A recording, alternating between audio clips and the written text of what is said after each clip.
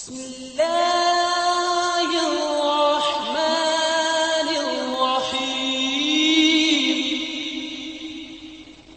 شروع کرتا ہوں اللہ کے نام سے جو بڑا مہربان اور نہایت رحم فرمانے والا ہے۔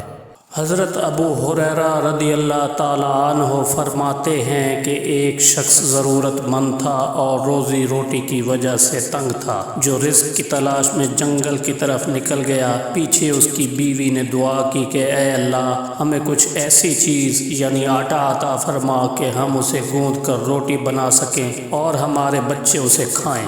وہ شخص واپس آیا تو دیکھا کہ آٹے کا برتن آٹے سے بھرا ہوا ہے اور تندور میں گوشت بھن رہا ہے اور چکی آٹا پیس رہی ہے۔ اس شخص نے اپنی بیوی سے پوچھا یہ کہاں سے آیا؟